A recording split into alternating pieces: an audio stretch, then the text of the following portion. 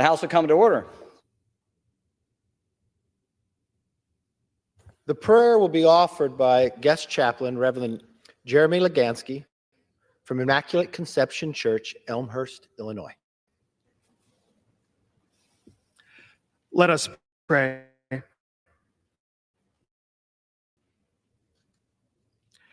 Good and gracious God, we praise you, we love you, and we thank you for this day. Draw near to these members of Congress. Remind them of their calling to serve the true common good and reconciliation in our country and throughout the world. Bless them, guide them, and fill them with an abundance of your grace. May they decide everything for the well. May all that they do begin from you and by you be brought to completion. In your name we pray. Amen. Amen. The chair has examined the journal of the last day's proceedings and announces to the House the approval thereof. Pursuant to Clause 1 of Rule 1, the journal stands approved. The Pledge of Allegiance will be offered today by the gentleman from Washington, Mr. Newhouse. Ladies and gentlemen, please join me in the Pledge of Allegiance. I pledge allegiance to the flag of the United States of America and to the republic for which it stands, one nation, under God, indivisible, with liberty and justice for all.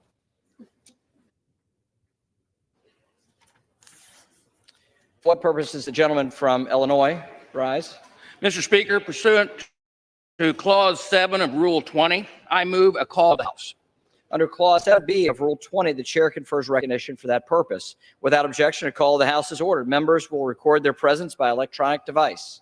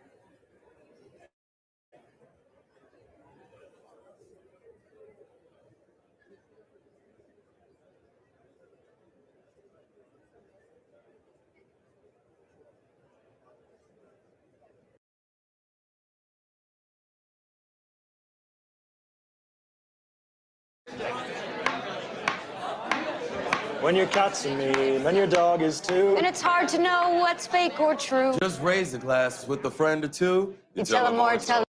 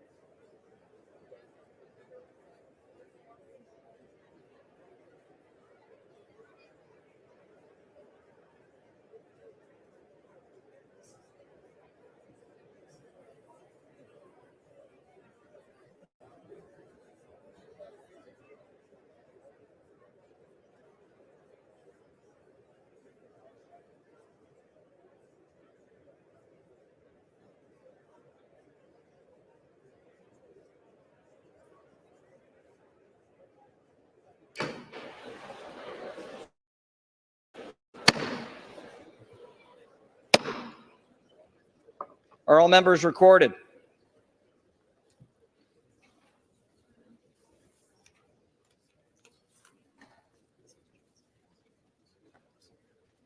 On this roll call, 429 members have recorded their presence.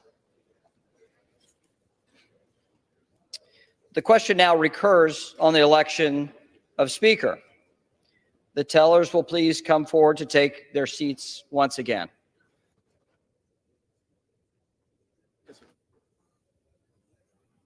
Thank you. Thank you. Oh, I didn't even notice.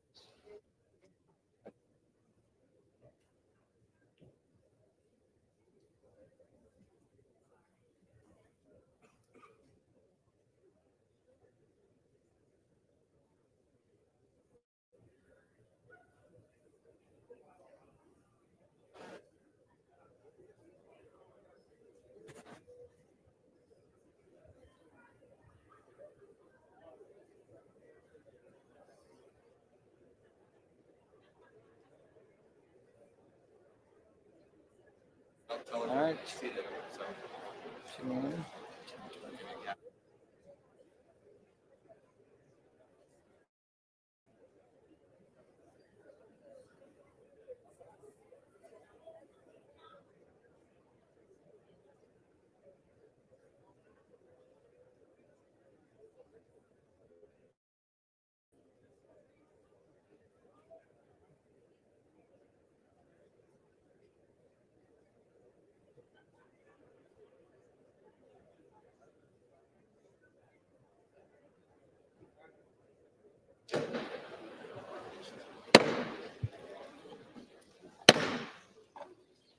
The nominations are now in order.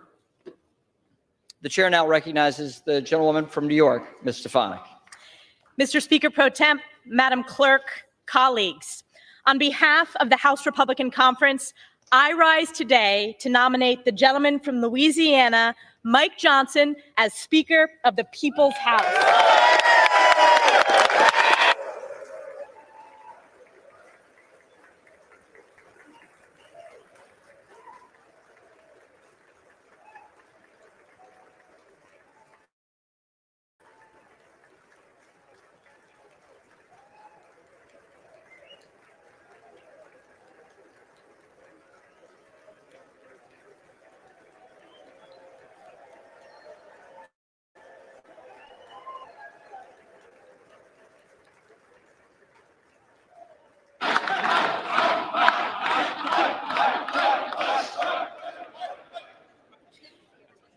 We convene this esteemed body today at a time of great crisis across America, a time of unprecedented challenges in this hallowed chamber, and a time when our most precious ally, Israel's very existence, is under attack from forces of evil. Yesterday, our dear colleague, our former conference chair, our chair of Energy and Commerce, Cathy McMorris Rodgers, nominated Mike Johnson in our conference. And she put it best, and I want to quote her today. She said, quote, "Trust has been broken and we have come to a standstill. How we restore trust between members, leadership, and ultimately between Congress and we, the people." Cathy went on to say, there's a sense that it cannot be business as usual. She went on to note, above the Speaker's chair in the House chamber is the nation's motto, "In God we trust."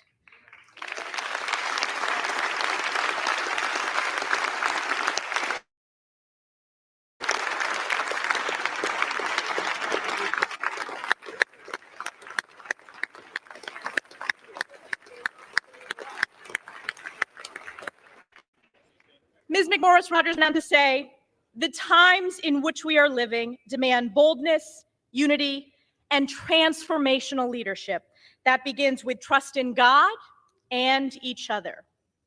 Trust is when the magic happens. In the story of King David, we are reminded that man looks at the outward appearance, but the Lord looks at the heart, end quote. Today is the day that House Republicans will humbly look in our hearts and elect Mike Johnson as Speaker of the People's House.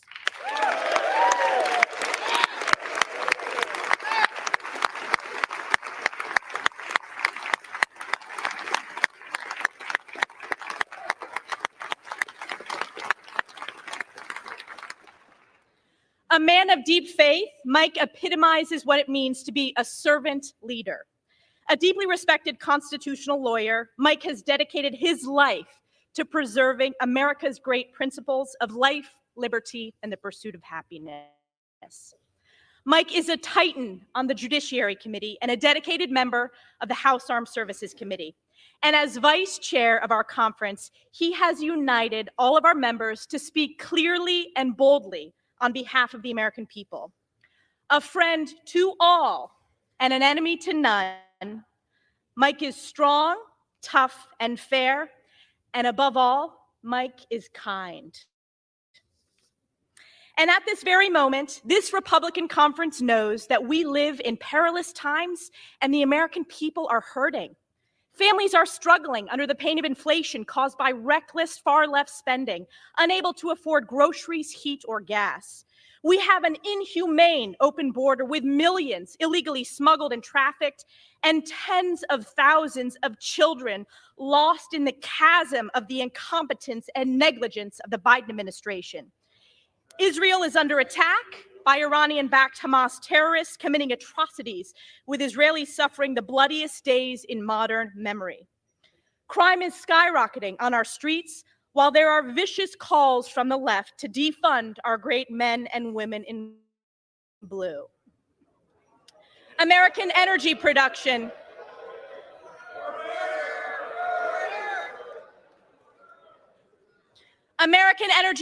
has been crushed by Joe Biden's radical, failed, far-left Democrat policies, causing seniors, farmers, and families to pay more at the pump. And Americans fundamentally understand that the federal government has been illegally weaponized against we, the people, shredding the Constitution, targeting conservatives, parents,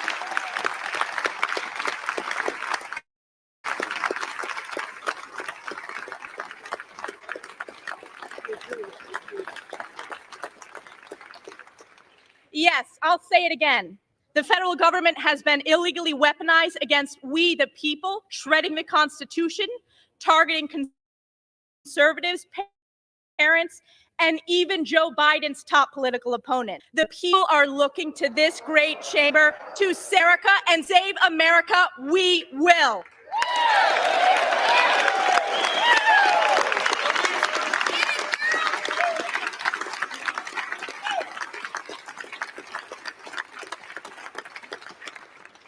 And as we embark on the path ahead, I am reminded of Galatians 6:9. And let us not grow weary of doing good, for in due season we will reap if we do not. House Republicans and Speaker Mike Johnson will never give up. Today is the day we get this done. May God bless our next Speaker, Mike Johnson. May God bless the United States of America. And I yield back.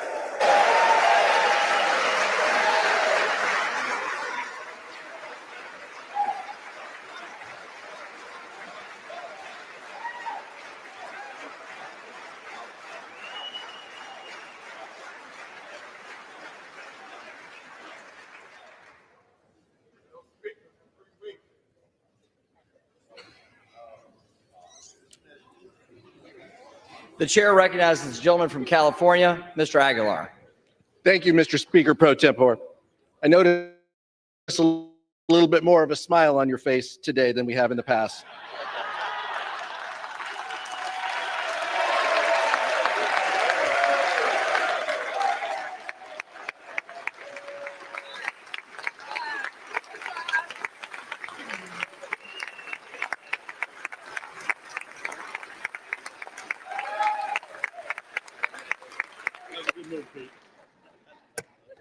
Mr. Speaker, I rise today at the direction of the Democratic caucus to place into nomination for the position of Speaker of the House of Representatives, the Honorable Hakeem Jeffries from New York.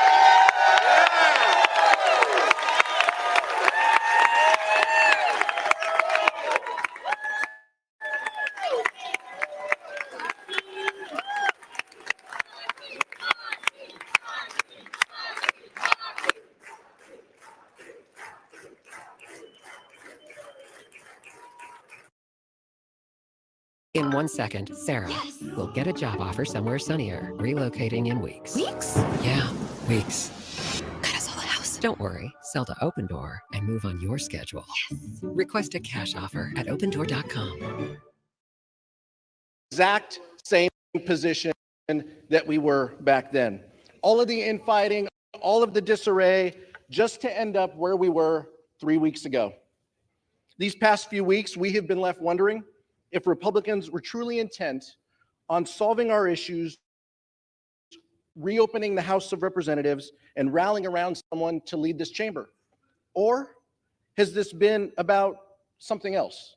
Has this been about a focus of House Republicans to find the person who can pass their extreme litmus test to oppose marriage equality, enact a nationwide abortion ban without exceptions, gut Social Security and Medicare, and support overturning a free and fair election? It's a fair question. It's a fair question. Nowhere.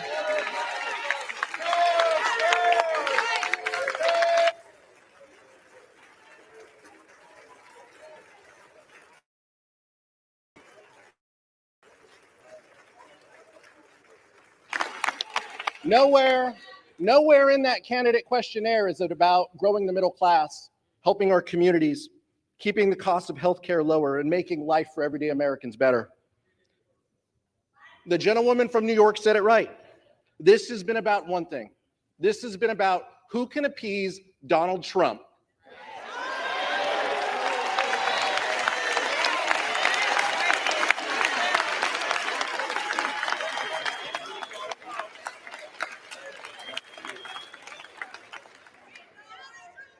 House Republicans have put their names behind someone who has been called the most important architect of the Electoral College objections.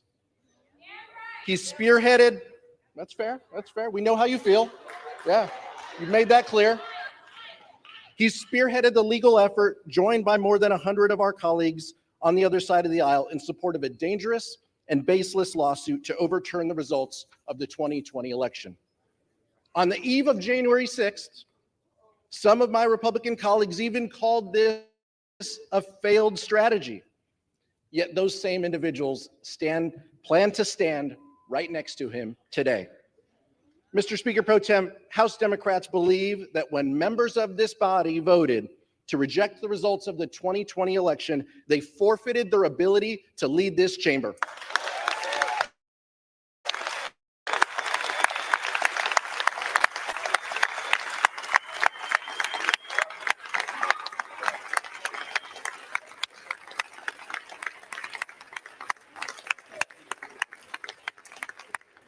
On this side of the aisle, we know what leadership is like. Hakeem Jeffries returned his bound to the American people. Son of 2 social workers, he has always stood by the side of working families. The most pressing needs of everyday Americans are his North Star. He believes that everyone in America should have the opportunity to get ahead and achieve their version of the American dream. He believes that access to affordable health care is a right, not a privilege.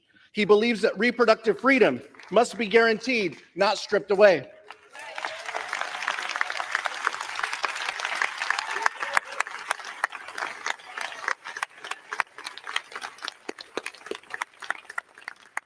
He believes that working families, not the wealthy and the well-connected, should be rewarded.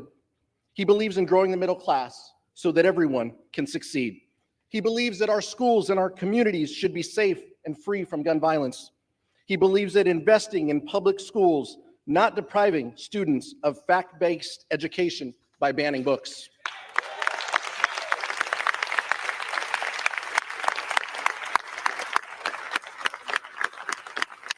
He believes in taking care of our seniors and our veterans, not slashing their benefits. He believes in living up to the promise that America is a beacon of hope and a land of opportunity. He believes in defending democracy against all enemies and adversaries, foreign and domestic.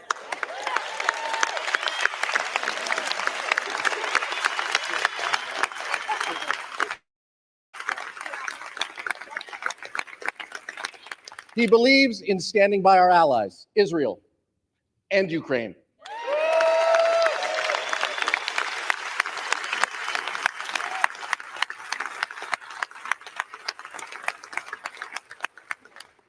And he believes in keeping our government running and open. Let me be clear. This is not just a belief system. Leader Jeffries has the track record to back it up. He is certainly a far contrast from who Republicans have nominated, with or without their votes, to nominate today. But if House Republicans choose, they can still join us on a bipartisan path forward. Let's come together to fund our government, support our allies abroad, and deliver for working families. End the chaos, end the dysfunction, end the extremism. Let's open up the people's house. I yield back, Mr. Speaker.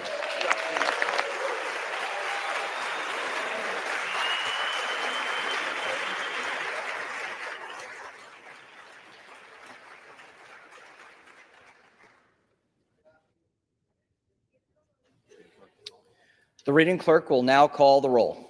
Adams. Jeffries. Adderholt.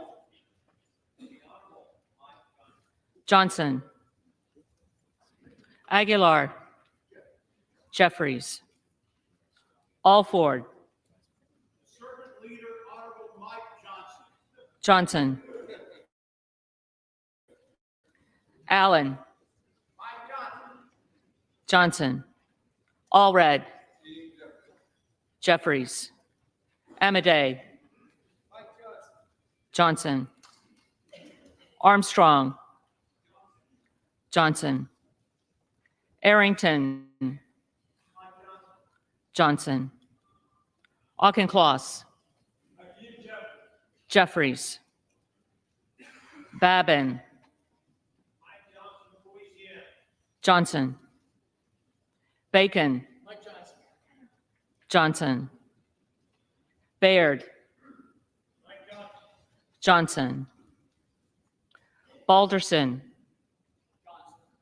Johnson. Ballant. Jeffries.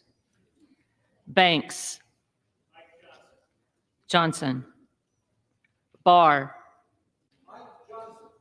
Johnson. Berrigan. Jeffries. Bean of Florida. Johnson. Beatty. Jeffries. Bentz. Johnson.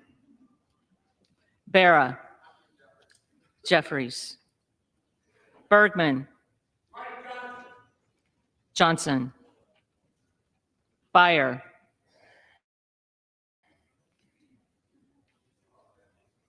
Beyer. Bice. Johnson. Biggs. Johnson. Bilirakis. Johnson. Bishop of Georgia. Jeffries. Bishop of North Carolina. Johnson.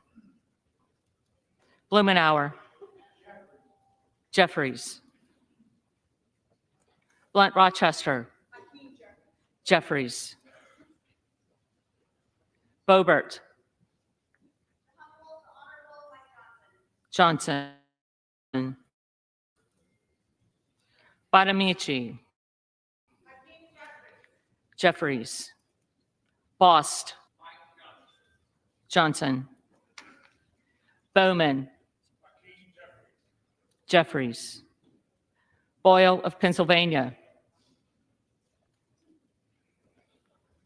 Boyle of Pennsylvania. Burkeen. Johnson. Brown. Jeffries. Brownlee. Jeffries. Buchanan. Johnson. Buck. Johnson. Bouchon. Johnson. Bazinski. Jeffries. Burchett. Johnson. Burgess. Johnson. Burleson. Johnson. Bush. Jeffries. Calvert. Johnson. Kamick. Johnson. Caraveo. Jeffries. Carbajal. Jeffries. Cardenas. Jeffries. Carey. Johnson. Carl. Johnson. Carson. Jeffries. Carter of Georgia. Johnson. Carter of Louisiana. Jeffries. Carter of Texas. Johnson. Cartwright. Jeffries. Kassar. Jeffries. Case. Jeffries. Caston. Jeffries. Castor of Florida. Jeffries. Castro of Texas. Jeffries. Chavez de Reamer. Johnson. Sherfilis McCormick. Jeffries. Chu. Jeffries. Siscomani. Johnson. Clark of Massachusetts. Jeffries. Clark of New York. Jeffries. Cleaver. Jeffries. Klein. Johnson. Cloud. Johnson. Clyburn. Jeffries. Clyde. Johnson. Cohen. Jeffries. Cole. Johnson. Collins. Johnson. Comer. Johnson. Connolly. Jeffries. Correa. Correa. Costa. Jeffries. Courtney. Jeffries. Craig.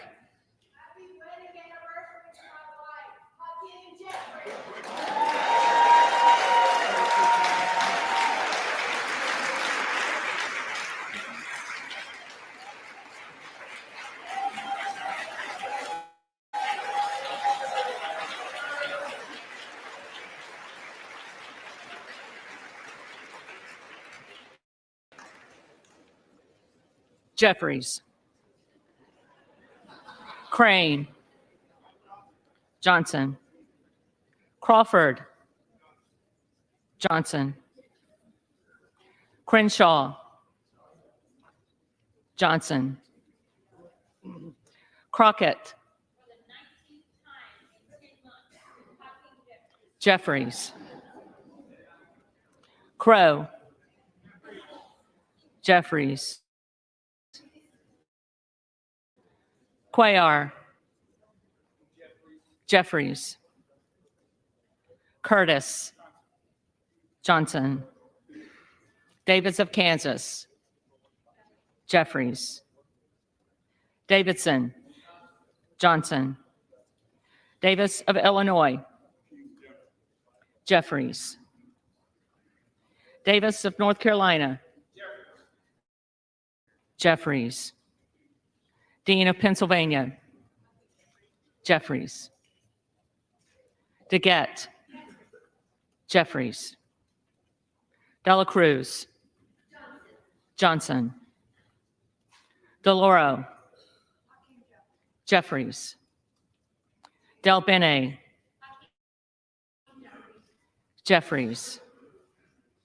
DeLuzio, Jeffries. DeSaulnier, Jeffries. Desjardins, Johnson. Diaz-Pizito, Johnson. Diaz-Balart, Johnson. Dingle, Jeffries. Doggett, Jeffries. Donalds, Johnson.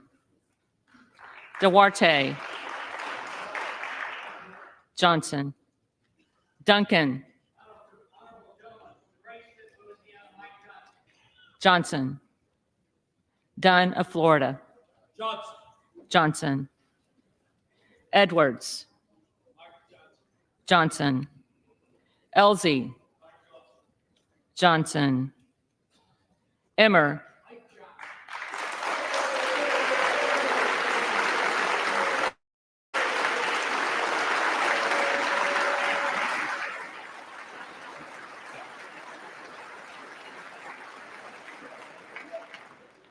Johnson.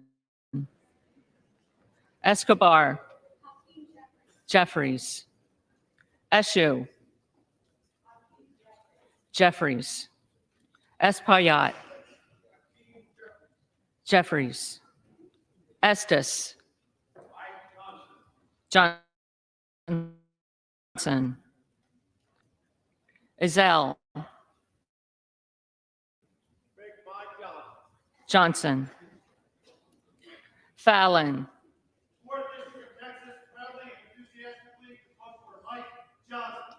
Johnson. Finstra, Johnson. Ferguson, Johnson. Finstad, Johnson. Fishbach, Johnson. Fitzgerald, Johnson. Fitzpatrick, Johnson. Fleischman, Johnson. Fletcher, Jeffries.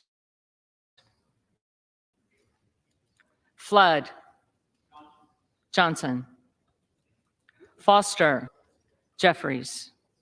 Fushi, Jeffries. Fox,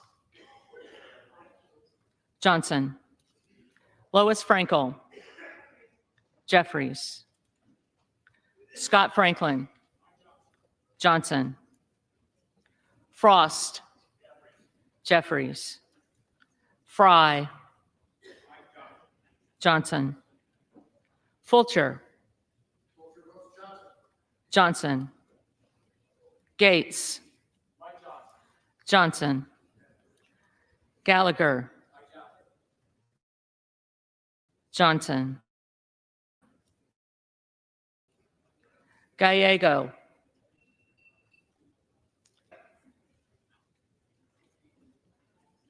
Garamendi, Jeffries. Garbarino, Johnson.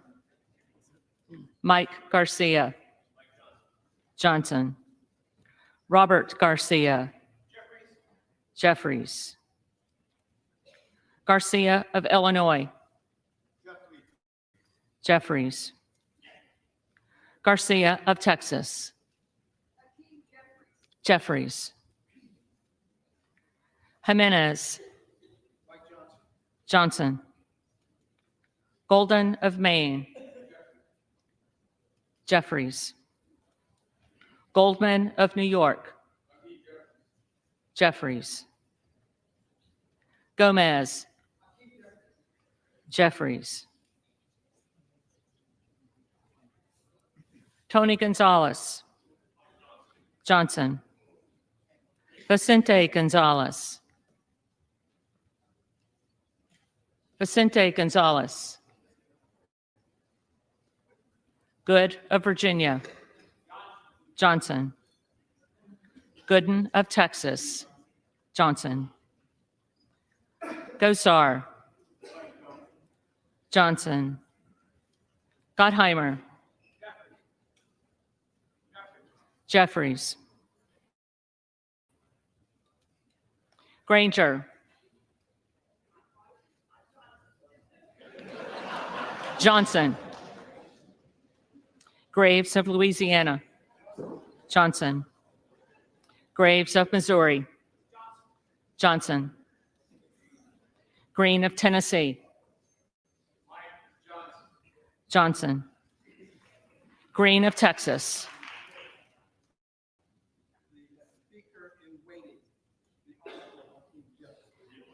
Jeffries. Green of Georgia. Johnson. Griffith. Johnson. Grijalva. Jeffries. Grothman. Johnson. Guest. Johnson. Guthrie. Johnson. Hageman. Johnson. Harder of California. Jeffries. Harris. Johnson. Harshbarger. Johnson. Hayes. Jeffries. Hearn. Johnson.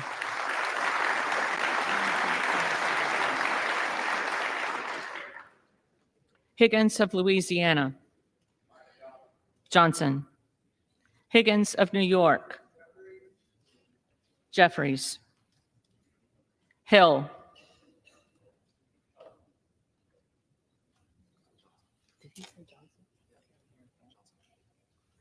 Johnson. Himes. Jeffries. Hinson. Johnson. Horsford. Jeffries. Houchin. Johnson. Houlihan. Jeffries. Hoyer. Jeffries. Hoyle of Oregon. Jeffries. Hudson. Johnson. Huffman. Jeffries. Huizinga. Johnson. Hunt. Johnson. Johnson. Ivy. Jeffries. Jackson of Illinois. Jeffries. Jackson of North Carolina. Jeffries.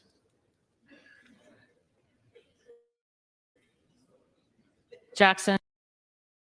Hi, Phil Swift here. This is Flex Super Glue. Just one single drop virtually welds itself. Flex Super Glue, because it works.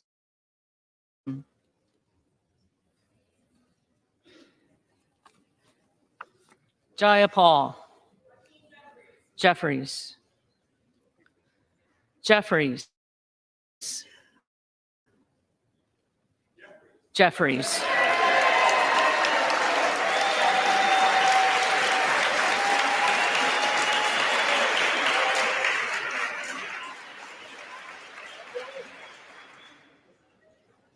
Johnson of Georgia.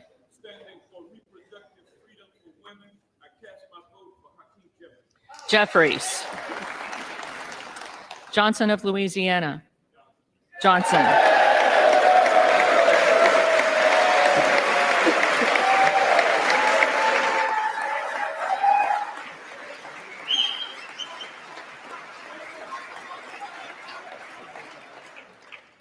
Johnson of Ohio.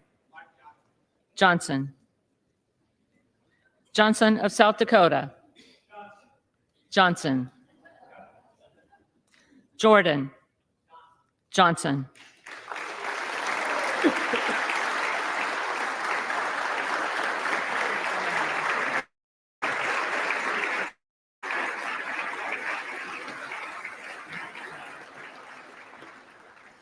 Joyce of Ohio.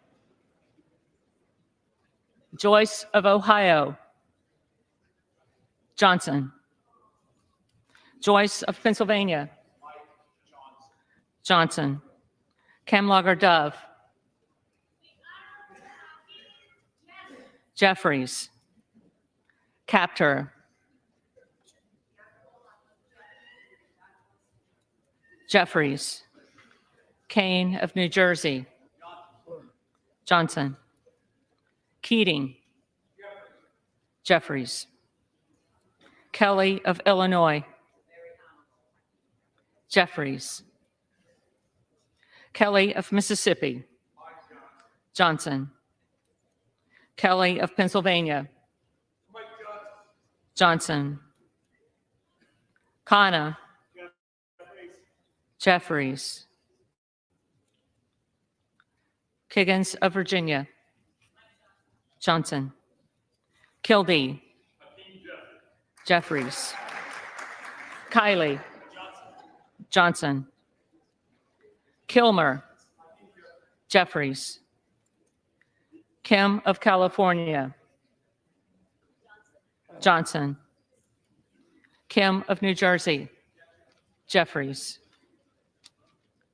Krishnamurthy. Jeffries. Custer. Jeffries. Kustoff. Johnson. LaHood. Johnson. LaLota. Johnson. LaMalfa. Johnson. Lamborn. Johnson. Landsman. Jeffries. Langworthy. Johnson.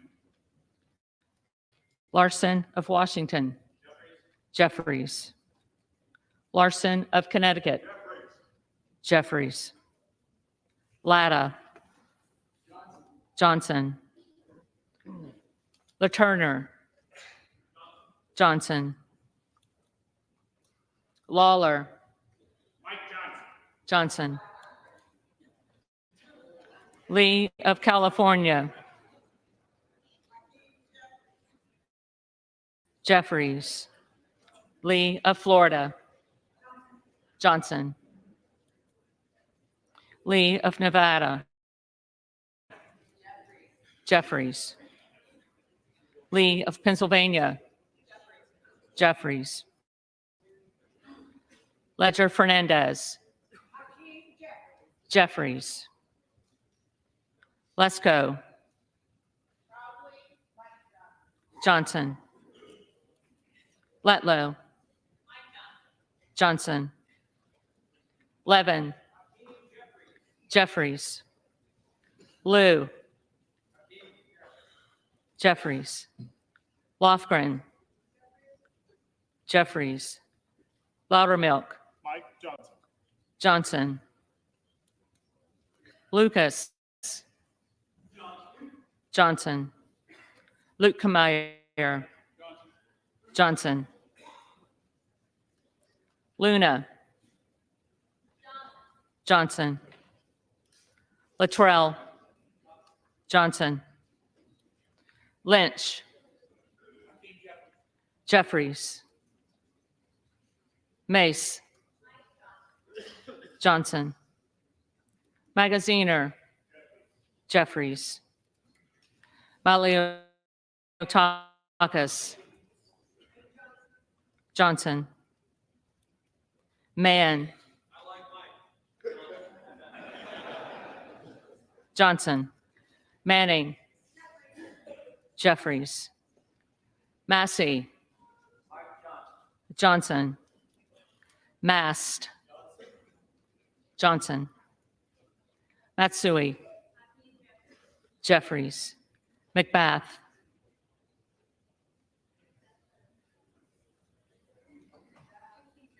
Jeffries. McCarthy. Johnson.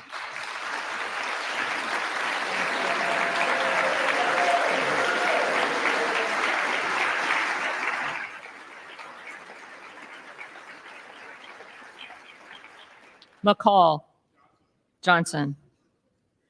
McLean. Johnson. McClellan. Jeffries. McClintock. Johnson. McCullum. Jeffries. McCormick. Johnson.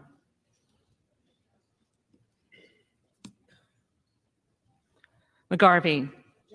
Jeffries. McGovern. Jeffries. McHenry. Johnson.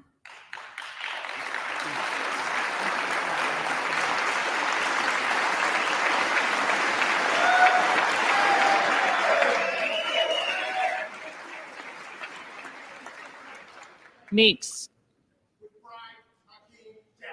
Jeffries. Menendez. Jeffries. Ming. Jeffries. Muser. Johnson.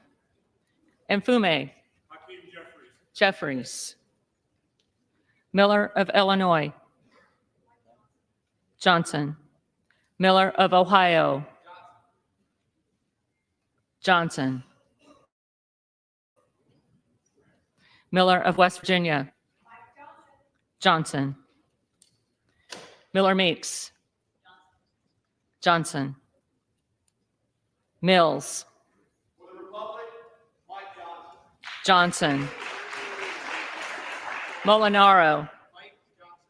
Johnson. Molinar. Johnson.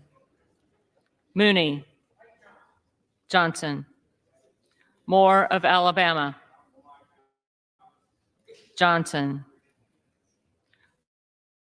Moore of Utah. Johnson. Moore of Wisconsin. Jeffries. Moran. Johnson. Morelli. Jeffries. Moskowitz. Jeffries. Moulton. Jeffries. Mervan. Jeffries. Mullen. Jeffries. Murphy. Johnson. Nadler. Jeffries. Napolitano. Jeffries. Neal. Jeffries. Neguse. Jeffries. Nels. Johnson. Newhouse. Johnson.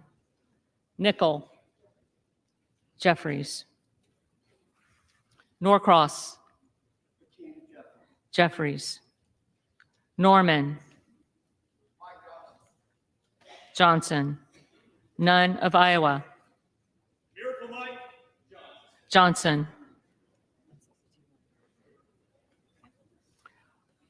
Obernolte. Johnson. Ocasio-Cortez.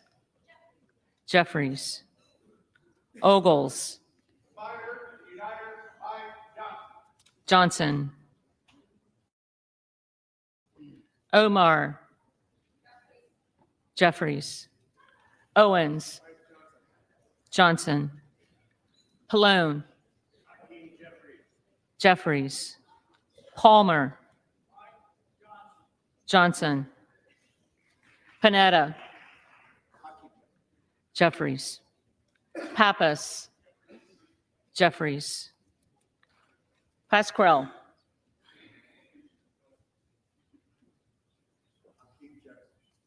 Jeffries. Payne. Gentleman from New York, Hakeem Jeffries. Jeffries. Pelosi.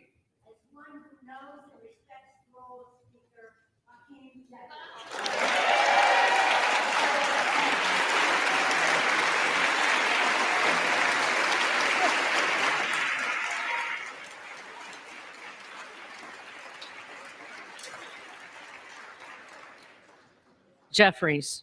Peltola. Jeffries. Pence. Johnson. Perez. Jeffries. Perry. Johnson. Peters. Jeffries.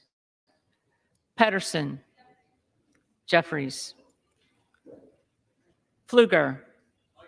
Johnson. Phillips. Jeffries. Pingree. Jeffries. Pocan. Jeffries. Porter. Jeffries. Posey. Johnson.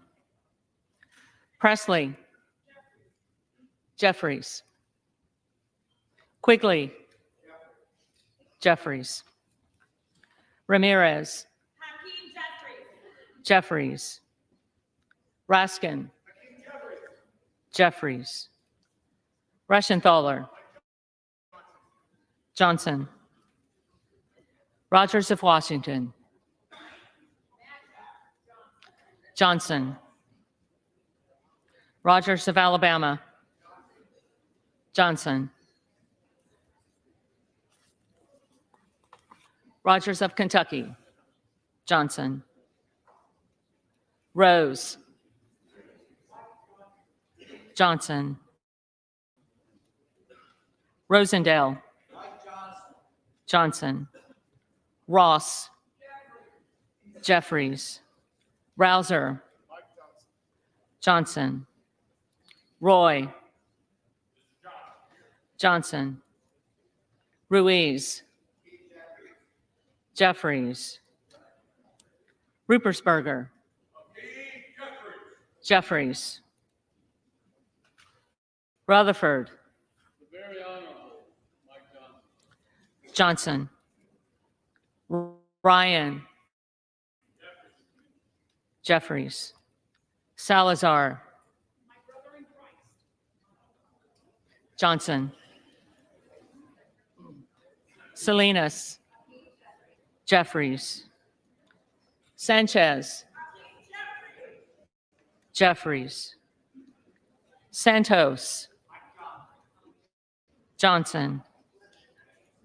Sarbanes. Jeffries.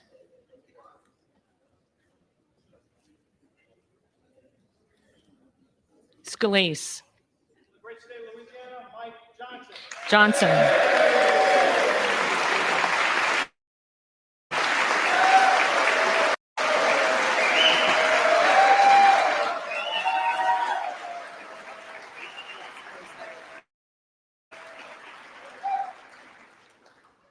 Scanlon.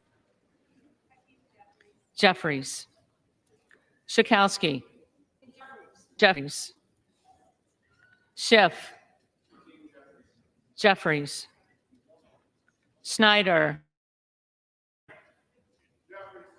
Jeffries. Skolton. Jeffries. Schreier. Jeffries. Swikert. Johnson. Austin Scott. Johnson. David Scott. Jeffries. Scott of Virginia. Jeffries. Self. Johnson. Sessions. Johnson. Sewell. Jeffries. Sherman, Jeffries, Sherrill, Jeffries, Simpson, Johnson, Slotkin, Jeffries, Smith of Missouri, Johnson, Smith of Nebraska, Johnson, Smith of New Jersey, Johnson, Smith of Washington, Jeffries, Smucker, Johnson, Sorensen, Jeffries, Soto, Jeffries, Spanberger, Jeffries, Sparks, Johnson, Stensbury, Jeffries, Stanton, Jeffries, Stauber, Johnson, Steele, Johnson, Stefanik, Johnson, Style, Johnson, Stubbe, Johnson, Stevens, Jeffries, Strickland, Jeffries, Strong, Johnson, Swalwell, Jeffries, Sykes, Jeffries, Takano, Jeffries, Tenney, Johnson, Tanadar, Jeffries, Thompson of California, Jeffries, Thompson of Mississippi, Jeffries, Thompson of Pennsylvania, Johnson, Tiffany, Johnson, Timmons, Johnson, Titus, Jeffries, Talib,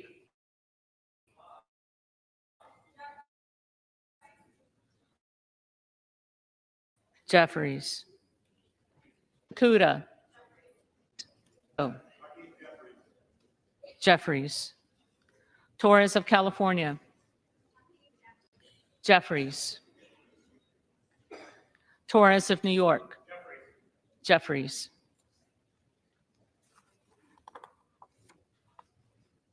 Trahan, Jeffries, Trone, Jeffries, Turner, Johnson, Underwood, Jeffries, Valadeo, Johnson, Van Drew, Johnson, Van Dyne, Johnson, Van Orden, Van Orden, Vargas, Jeffries, Vasquez, Jeffries, Vesey, Jeffries, Velasquez, Jeffries, Wagner, Johnson, Wahlberg, Johnson, Waltz, Johnson, Wasserman Schultz, Jeffries, Waters,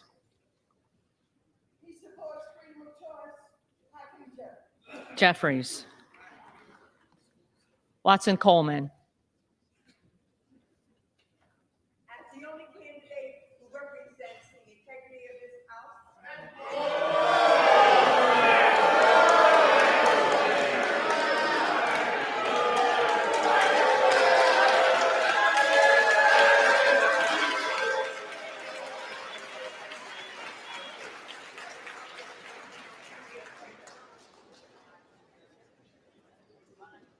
Watson Coleman.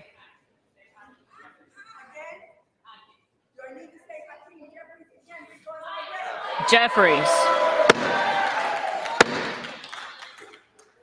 The House will come to order. The clerk, the staff, and the tellers deserve to have the attention of the House. The clerk will continue. Weber of Texas.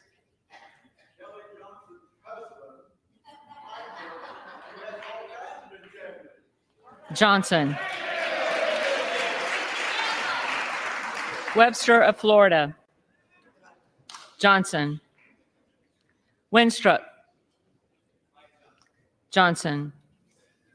Westerman. Johnson. Wexton.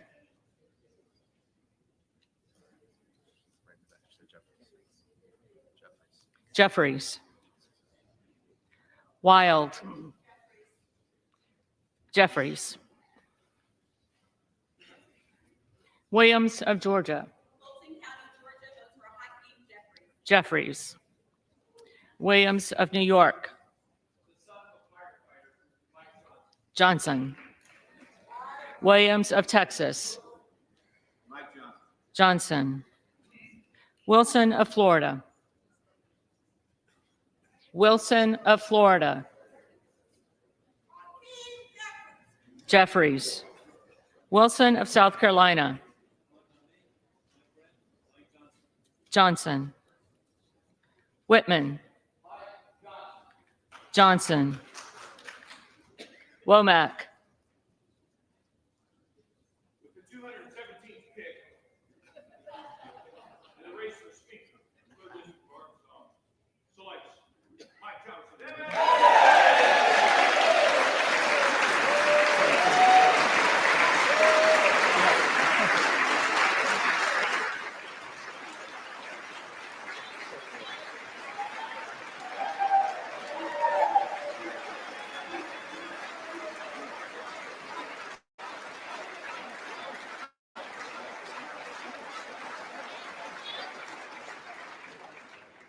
Johnson. Yacom. Johnson. Zinke. The next Speaker of the People's House,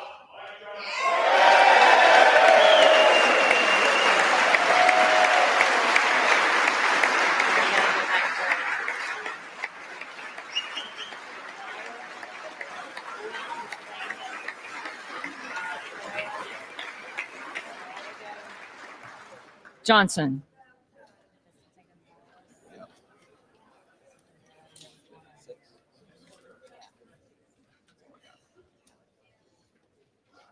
The clerk will now call the names of the members who did not answer the first call of the roll. Byer. Jeffries.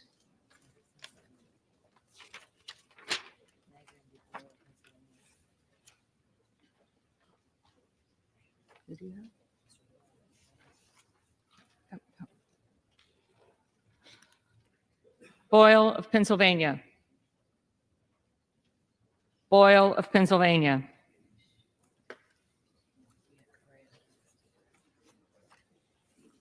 Correa. Correa.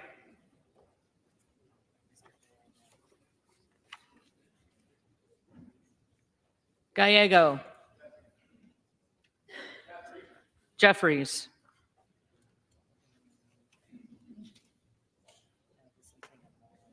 Vicente Gonzalez. Vicente Gonzalez.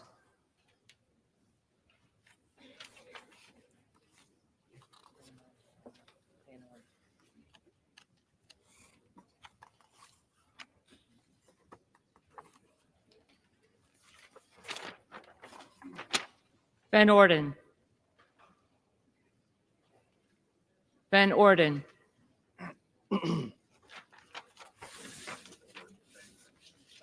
If there are any members who did not answer the call of the roll, they may come to the well and vote at this time.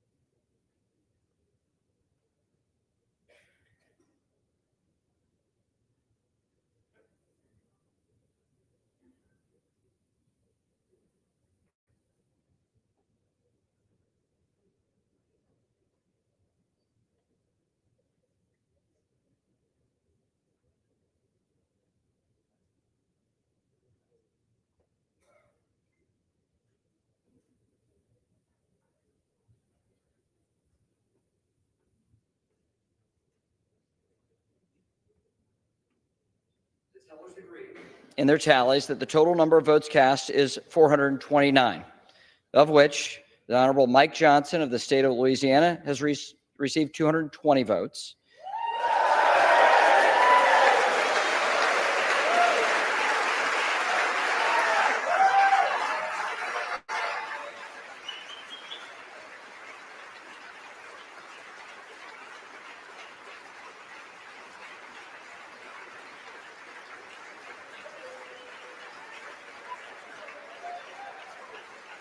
And the Honorable Hakeem Jeffries of the state of New York has received 209 votes.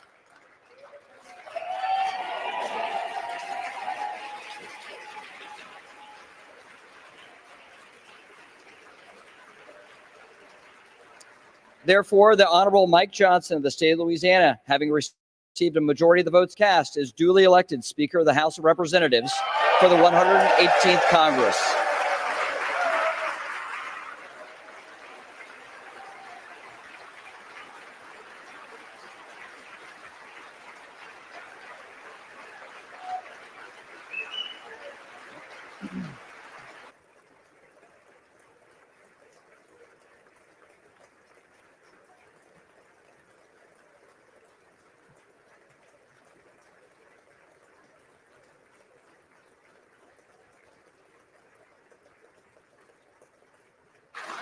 The chair appoints the following committee to escort the speaker-elect to the chair: the gentleman from Louisiana, Mr. Scalise; the gentleman from Minnesota, Mr. Emmer; the gentlewoman from New York, Ms. Stefanik; the gentleman from North Carolina, Mr. Hudson; the gentleman from Alabama, Mr. Palmer; the gentlewoman from Michigan, Mrs. McLean; the gentleman from California, Mr. McCarthy; the gentleman from Florida, Mr. Donalds; the gentleman from Oklahoma, Mr. Hearn; the gentleman from Michigan, Mr. Bergman; the gentlewoman from Washington, Mrs. Rogers; the gentleman from Texas, Mr. Arrington; the gentleman from Texas, Mr. Fallon; the gentleman from New York, Mr. Molinaro; the gentlewoman from Florida, Mrs. Comack; the gentleman from New York, Mr. Jeffries; the gentlewoman from Massachusetts, Ms. Clark; the gentleman from California, Mr. Aguilar; the gentleman from California, Mr. Liu; the gentlewoman from Washington, Ms. Del Bene;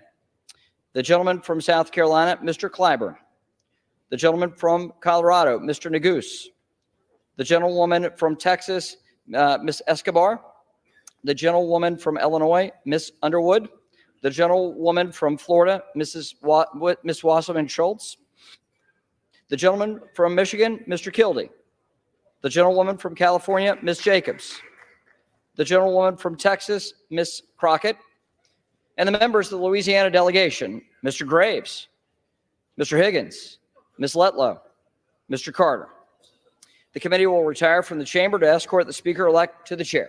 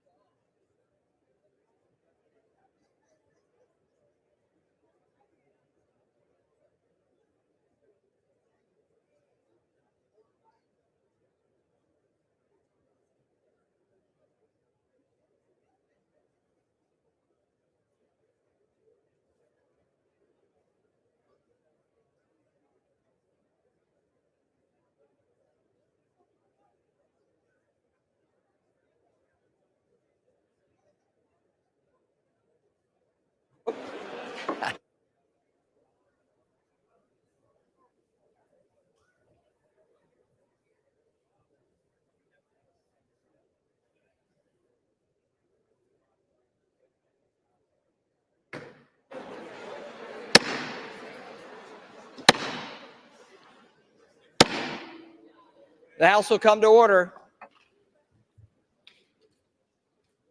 Sergeant of Arms. Mr. Speaker, the Speaker-elect Mike Johnson from the state of Louisiana.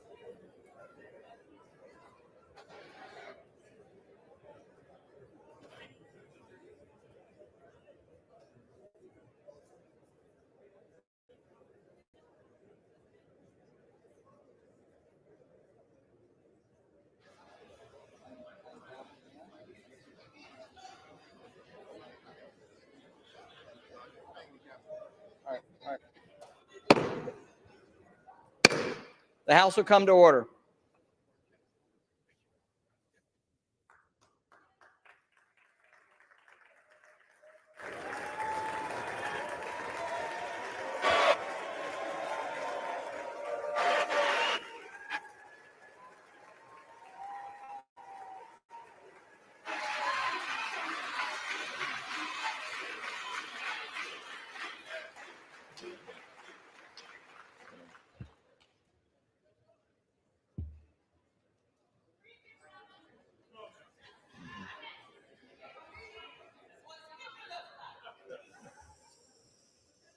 Speaker Mike Johnson, Speaker Emerita Nancy Pelosi, Whip Clark, Chairman Aguilar, all of my colleagues in government on both sides of the aisle.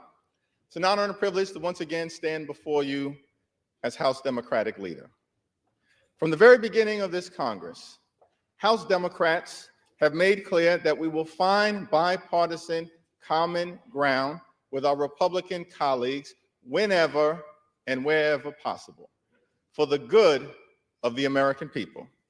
And House Democrats have repeatedly done just that. It was House Democrats who provided a majority of the votes necessary to avoid a catastrophic default on our debt that would have crashed the U.S. economy and triggered a job-killing recession. It was House Democrats who provided a majority of the votes necessary to avoid a government shutdown that would have hurt everyday American. It was House Democrats who provided a majority of the votes necessary to secure $16 billion in disaster assistance for Americans whose lives have been devastated by extreme weather events. From the very beginning of this Congress, House Democrats have been governing for the people.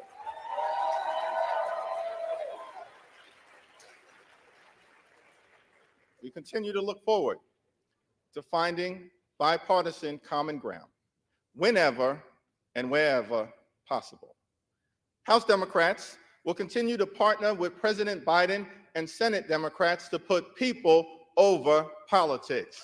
House Democrats will continue to fight for lower costs, better paying jobs, safer communities, and to build an economy from the middle out and the bottom up and not the top down. House Democrats will continue to push back against extremism in this chamber and throughout the country.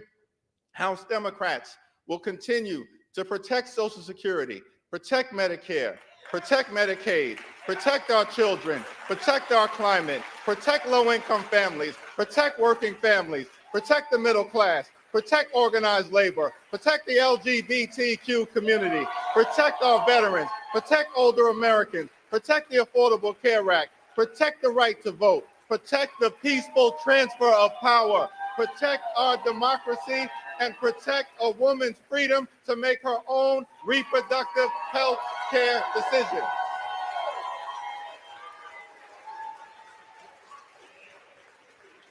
These are blue lines in the sand, and we will work hard to make sure that they are never crossed. We must also continue to stand by President Biden as he works to bring American hostages and Israeli hostages held by Hamas back home. American hostages and Israeli hostages and international hostages back home. We must also stand by our friends on the international stage. And we have no better friend in the Middle East than the State of Israel.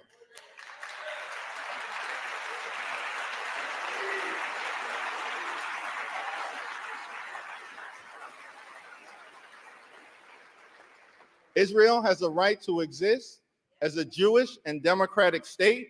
The special relationship between the United States and Israel is unbreakable. Our commitment to Israel's security is ironclad, and Israel has a right to defend itself under the international rules of war against the brutal terror unleashed on its citizens by Hamas.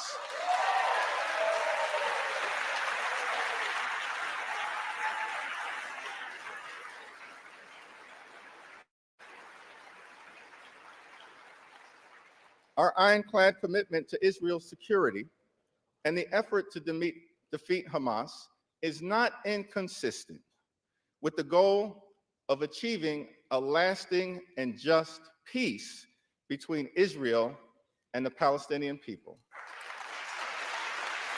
In many ways,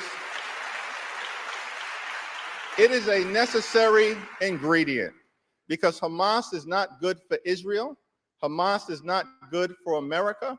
Hamas is not good for the free world. Hamas is not good for the democratic aspirations of the Palestinian people.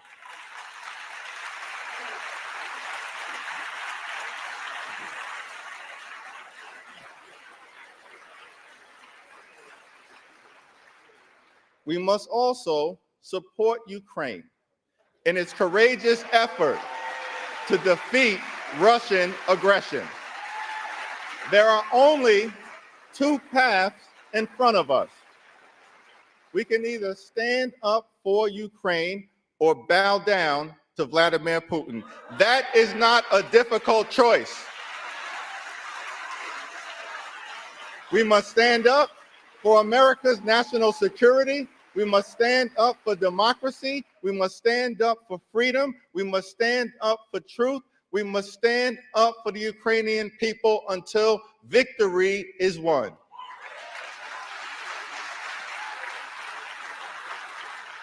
It is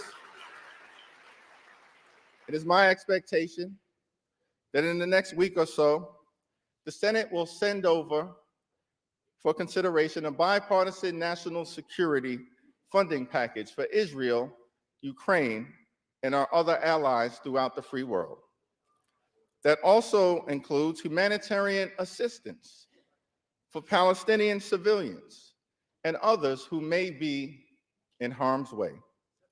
The House of Representatives should take up this national security package and humanitarian relief package immediately, in totality, and without delay. The time for gamesmanship is over. The time for brinksmanship is over. The time for partisanship is over. It's time to get back to doing the business of the American people.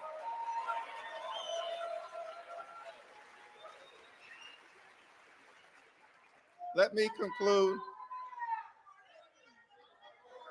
Let me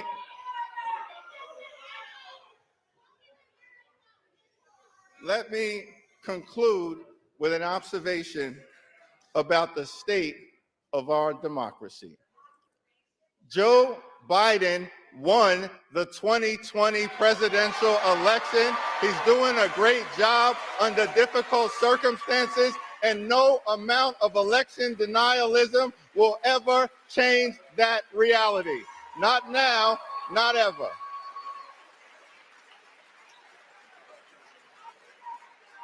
Throughout the years, presidents from Ronald Reagan to Barack Obama, Dwight Eisenhower to Lyndon Baines Johnson have spoken to this chamber and urged us to put aside partisan politics for the good of the American people. President Lincoln spoke to this Congress on December 1st, 1862, in the middle of the Civil War, and noted that we in this institution had the power and bore the responsibility to save the Union. The stakes were high. As articulated by President Lincoln, we could either nobly save or meanly lose America as we know it, the last best hope on earth. This is a turbulent time in the American journey, and we have but one charge to keep during this moment of great fragility. Our union must be sustained. Our union must be strengthened. Our union must succeed. There are many throughout this country who are understandably alarmed at the turbulence of the moment, at the chaos, the dysfunction, and the extremism that has been unleashed in this chamber from the very beginning of this Congress. But this too shall pass. Our country has often confronted adversity, and the good news is we always find a way to make it to the other side. We faced adversity in the 1860s, in the middle of the Civil War, when the country was literally tearing itself apart. We faced adversity in October of 1929, when the stock market collapsed, plunging us into a Great Depression. We faced adversity in December of 1941, when a foreign power unexpectedly struck, plunging us into a world war with the evil empire of Nazi Germany. We faced adversity in the Deep South in the 1950s and 60s, when the country was struggling to reconcile the inherent contradictions between Jim Crow segregation and the glorious promises of the Constitution. We faced adversity on September 11th, 2001, when the towers and the Pentagon were unexpectedly struck, killing thousands of lives in an instant. We faced adversity right here in the House of Representatives, when on January 6, 2021, a violent mob of insurrectionists, incited by some in this chamber, overran the House floor as part of an effort to halt the peaceful transfer of power. Every time we faced adversity, the good news here in America is that we always overcome. That is the power of American exceptionalism. That is why America is the land of the free and the home of the brave. That is why I remain optimistic about the future of this country. That is why America is the last best hope on earth. God bless you. God bless the House of Representatives. God bless the United States of America.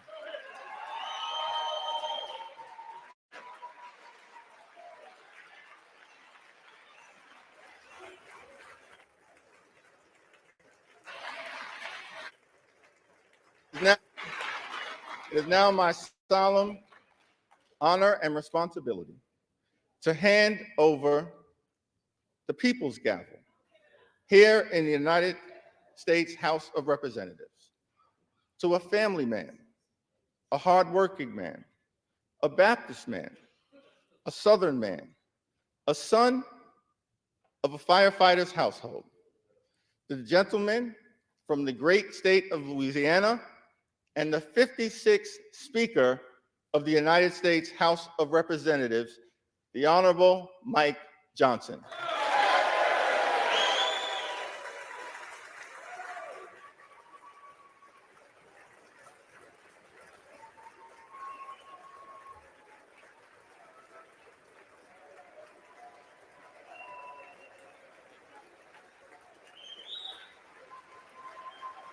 Thank you.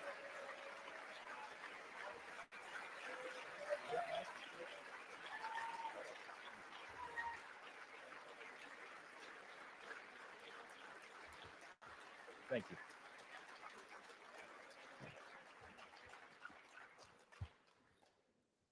Thank you all. First, a few words of gratitude. I want to thank Leader Jeffries. I do look forward to working with you on behalf of the American people. I know we see things from very different points of view, but I know that in your heart you love and care about this country and you want to do what's right. And so we're going to find common ground there. All right?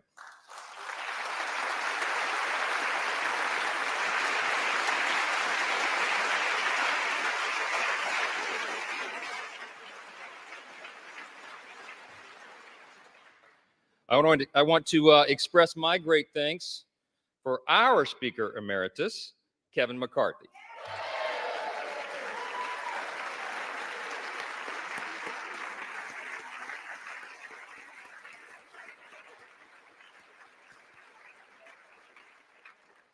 Kevin has dedicated over 2 decades of his life to selfless public service, 16 of those years in this House. And you would be hard-pressed to find anybody who loves this institution more or has contributed more to it. He is the reason we're in this majority today.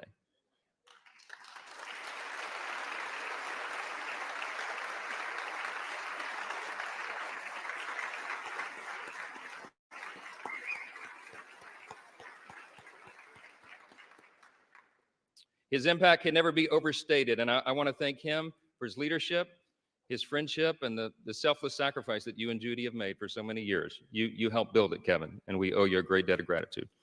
I want to thank the dedicated and overworked staff of this beleaguered House.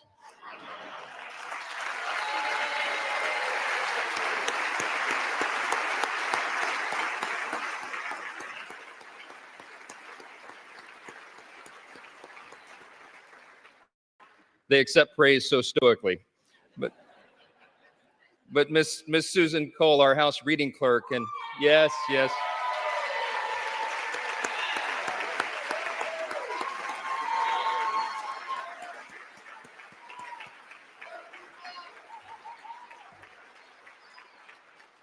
Listen, all the clerks and all the staff, you know, they're terribly overworked. This has been a grueling process, but they have served an integral role in keeping our republic, and we thank them for that service. I know we all do. I want to thank my dedicated wife of almost 25 years, Kelly. She's not here. We couldn't get a flight in time. This happened sort of suddenly. But we're going to celebrate soon. She spent the last couple of weeks on her knees in prayer to the Lord, and she's a little worn out. We all are. I want to thank our children, Michael and Hannah and Abby and Jack and Will. All of our children sacrifice. All of them do, and we know that. And there's not a lot of perks to being a member of Congress's kid, right? And so I want to thank all of your families as well for what they endure and what they've had to endure for the last few weeks. We've been here a while. Yeah.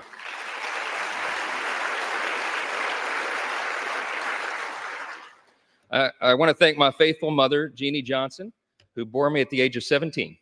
And my brothers, Chris and Josh, and my sister, Laura, and all their families, and all of our extended family. In Louisiana, family's a big deal, and we got a bunch of them. I especially want to thank all the extraordinary people of the great state of Louisiana.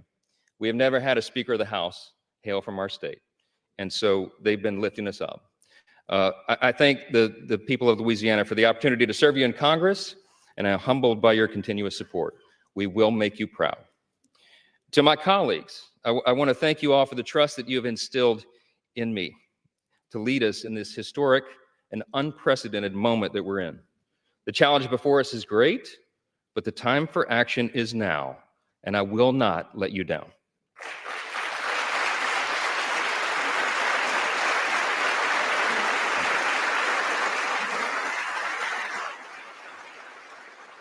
I want to say to the American people, on behalf of all of us here, we hear you. We know the challenges you're facing. We know that there's a lot going on in our country, domestically and abroad, and we are ready to get to work again to solve those problems, and we will.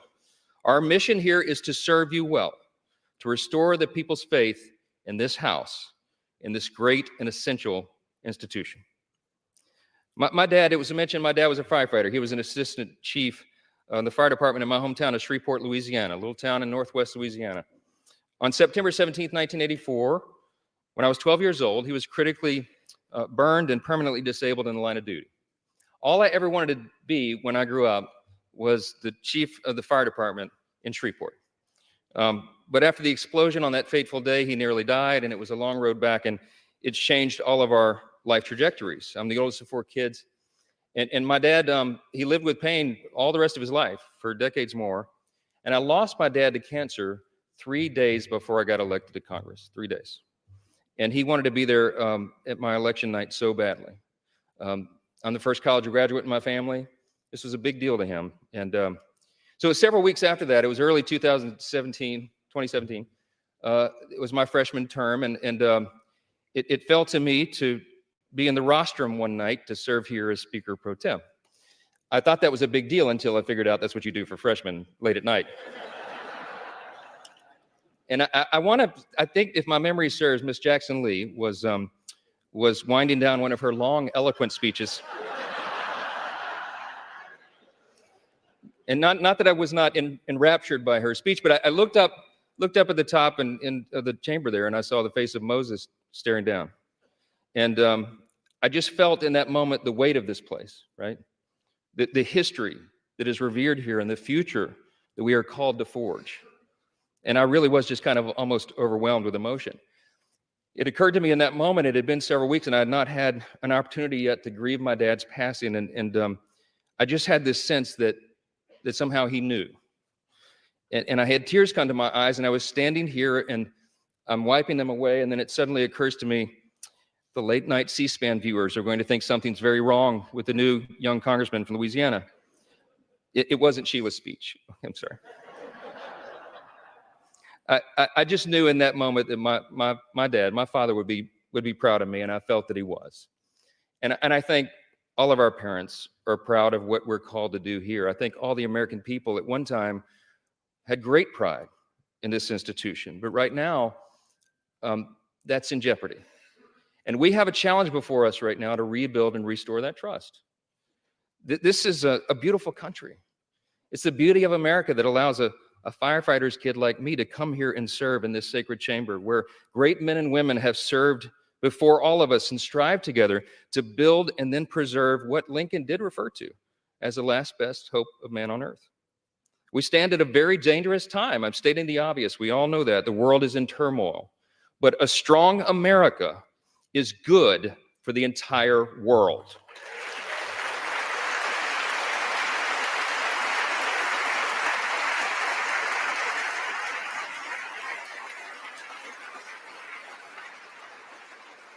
We are the beacon of freedom, and we must preserve this grand experiment in self-governance. It still is. We're only 247 years into this grand experiment. We don't know how long it will last, but we do know that the founders told us to take good care of it. I want to tell all my colleagues here what I told the Republicans in that room last night. I don't believe there are any coincidences in a matter like this. I believe that Scripture, the Bible, is very clear that God is the one that raises up those in authority. He raised up each of you, all of us. And I believe that God has ordained and allowed each one of us to be brought here for this specific moment in this time. This is my belief. I believe that each one of us has a huge responsibility today to use the gifts that God has given us to serve the extraordinary people of this great country, and they deserve it. And to ensure that our republic remains standing as the great beacon of light and hope and freedom in a world that desperately needs it.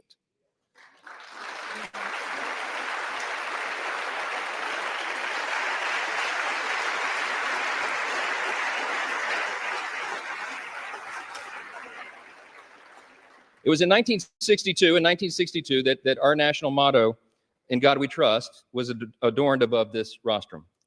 And if you look at the little guide that they give tourists and constituents who come and visit the house, if you turn in there to about page 14 in the middle of that guide, it tells you the history of this.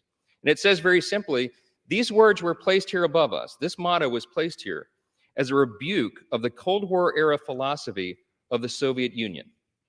That philosophy was Marxism and communism, which begins with the premise that there is no God. This is a critical distinction that is also articulated in our nation's birth certificate. We know the language well, the famous second paragraph that we used to have children memorize in school, and they don't do that so often anymore, but they should. G.K. Chesterton was the famous British philosopher and statesman, and he said one time, "America is the only nation in the world that is founded upon a creed." And he said it's listed with almost theological lucidity in the Declaration of Independence. What is our creed? We hold these truths to be self-evident, that all men are created equal, not born equal, created equal. And they are endowed by the same inalienable rights, with the same inalienable rights: life, liberty, pursuit of happiness. That is the creed that has animated our nation since its founding, that has made us the great nation that we are. And we're in a time of extraordinary crisis right now. And the world needs us to be strong. They need us to remember our creed and our admonition. Turmoil and violence have rocked the Middle East and Eastern Europe. We all know it. And tensions continue to build in the Indo-Pacific. The country demands strong leadership of this body, and we must not waver. Our nation's greatest ally in the Middle East is under attack. The first bill that I'm going to bring to this floor in just a little while will be in support of our dear friend Israel, and we're overdue in getting that done.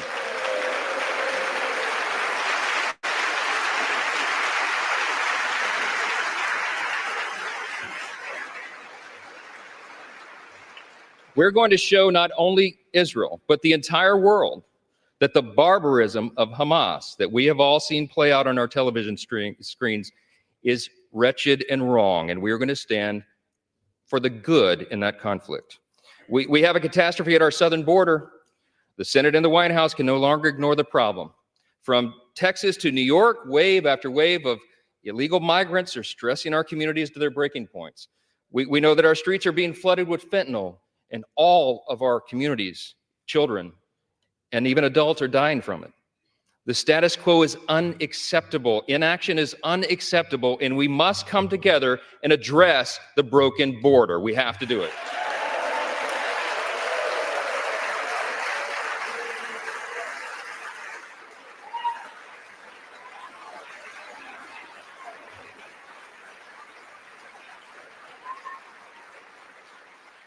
The skyrocketing cost of living is unsustainable, and Americans should not have to worry about how they're going to feed their family every week because they can't afford their groceries anymore. Everybody in this room should think about this. Here's the stats. Prices have increased over 17% in the last 2 years. Credit card interest rates are at the highest level in nearly 3 decades, and mortgage rates are now at a peak we haven't seen since 2001. We have to bring relief to the American people by reining in federal spending and bringing down inflation.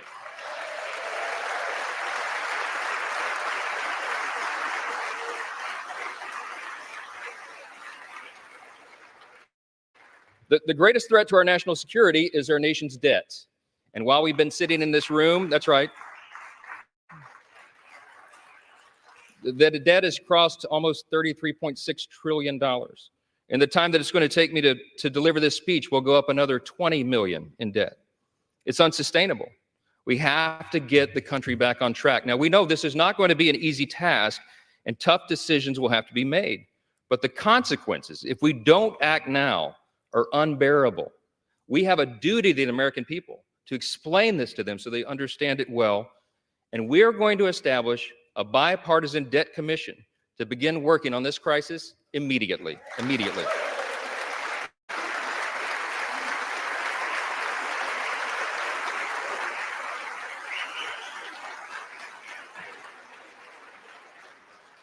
We all know that we also live in a time of bitter partisanship. It was noted, and it's been on display here today. Right? When our people are losing their faith in government, when they're losing sight of the principles that made us the greatest nation in the history of the world, I think we got to be mindful of that. We're going to fight. We're going to fight vigorously over our core principles because they're at odds a lot of times now in this modern era. We have to sacrifice sometimes our preferences because that's what's necessary in a legislative body. But we will defend our core principles to the end. In his farewell address, thank you. In his farewell address, President Reagan explained the secret of his rapport with people. And I like to paraphrase his explanation all the time. He said, you know, they call me the great communicator, but I really wasn't that. He said, I was just communicating great things. And they're the same great things that have guided our nation since its founding. What are those great things? I call them the 7 core principles of American conservatism, but let me concede to you all, I think it's really quintessentially the core principles of our nation. I boil them down to individual freedom, limited government, the rule of law, peace through strength, fiscal responsibility, free markets, and human dignity. Those are the foundations that made us the extraordinary nation that we are. And you and I today are the stewards of those principles. The things that have made us the freest, most powerful, most successful nation in the history of the world. The things that have made us truly exceptional. In this time of great crisis, it is our duty to work together, as previous generations of great leaders have, to face these great challenges and solve these great problems. I will conclude with this. The job of the Speaker of the House is to serve the whole body, and I will. But I've made a commitment to my colleagues here that this Speaker's office is going to be known for decentralizing the power here.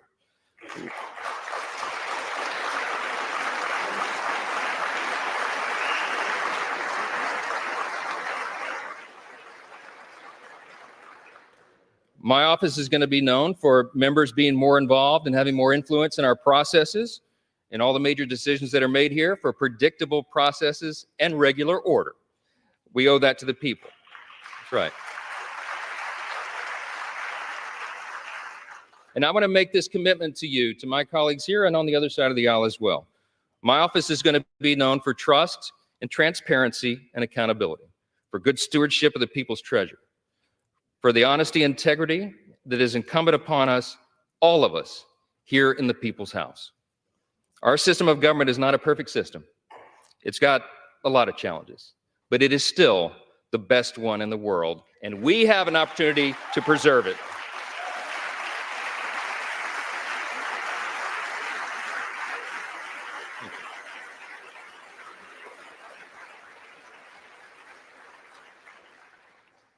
Last thing I'm going to say is a message to the rest of the world. They have been watching this drama play out for a few weeks.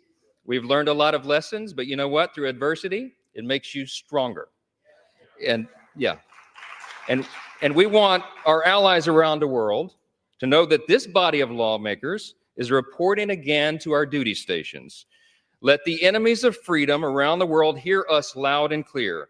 The People's House is back in business.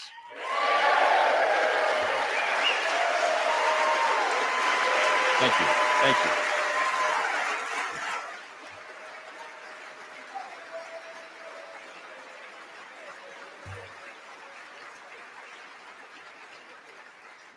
We will do our duty here. We will serve you well. We will govern well. and we'll make you proud in this institution again. We're gonna fight every day to make sure that is true. I look forward to the days ahead. I genuinely believe in my heart that the best days of America are still ahead of us. God bless you, and God bless the United States of America. Thank you.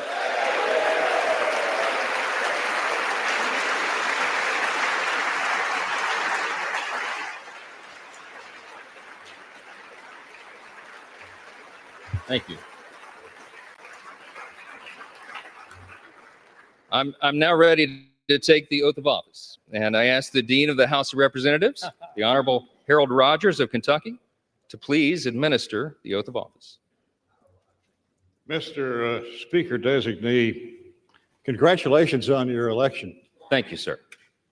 When our founding fathers chose a bold, new, and innovative new self-rule government, it was met by deep skepticism by the world's monarchs. They said self-rule is only a dream. Our founders said they're right. It's the American dream. Amen.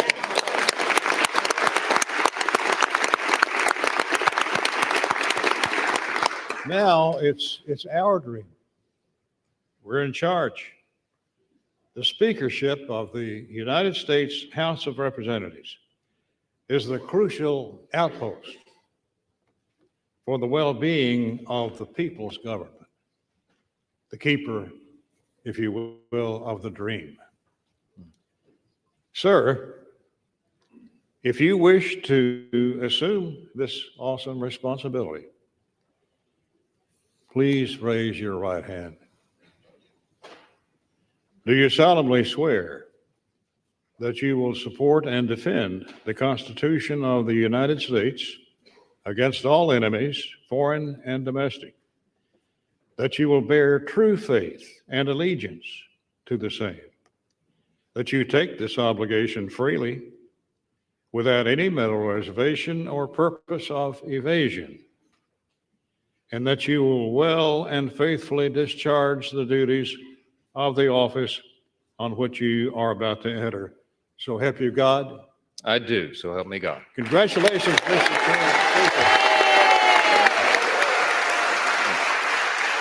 Thank you.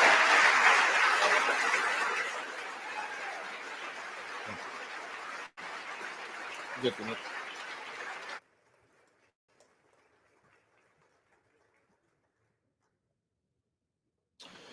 Would y'all like to get right into governing?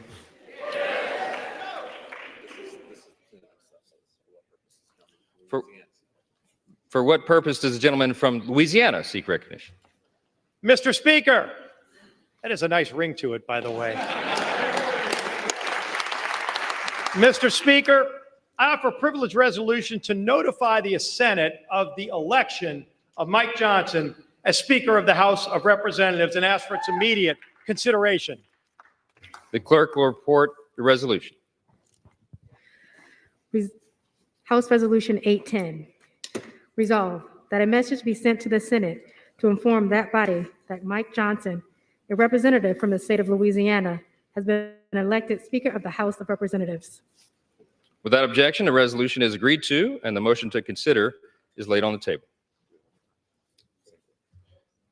For what purpose does the gentleman from Louisiana seek recognition? Mr. Speaker, to notify President Biden of the election of Mike Johnson as Speaker of the House. I offer a privileged resolution and ask for its immediate consideration. The clerk will report the resolution. House Resolution 811. Resolved that the clerk be instructed to inform the President of the United States that the House of Representatives has elected Mike Johnson, a representative from the state of Louisiana, Speaker of the House of Representatives. Without objection, the resolution is agreed to, and the motion to reconsider is laid on the table. Thank you. All right. The chair would take this occasion to note that the speaker's announced policies with respect to particular aspects of the legislative process placed in the record on January 9, 2023 will continue in effect for the remainder of the 118th Congress. The chair announces that the Speaker has delivered to the clerk a letter dated October 25th, 2023, listing members in the order in which each shall act as Speaker pro tempore under Clause 8B3 of Rule 1. The chair lays before the House a communication. The Honorable, the Speaker, House of Representatives. I hereby designate Representative Steve Scalise to exercise any authority regarding assembly, reassembly, convening, or reconvening of the House pursuant to House Concurrent Resolution 1, Clause 12 of Rule 1, and any concurrent resolution of the concurrent Congress as may contemplate my designation of members to exercise similar authority. In the event of the death or inability of that designee, the alternate members of the House listed in the letter bearing this date that I have placed with the clerk are designated in turn for the same purpose. Signed sincerely, Mike Johnson, Speaker. The chair lays before the House a communication. The Honorable Kevin F. McCumber, Clerk of the House, Washington, D.C. Mr. Clerk, I hereby appoint the Honorable Patrick McHenry, the Honorable Adrian Smith, the Honorable Andy Harris, the Honorable Guy Reschenthaler, the Honorable Rob Whitman, the Honorable Ben Klein, the Honorable Richard Hudson, and the Honorable John Joyce to act as Speaker pro tempore to sign and roll bills and joint resolutions through the remainder of the 118th Congress. Signed sincerely, Mike Johnson, Speaker. Without objection, the appointments are approved, and the House will be in recess subject to a call of chair pursuant to Clause 12A of Rule 1. We'll be back soon. Yep. There we go.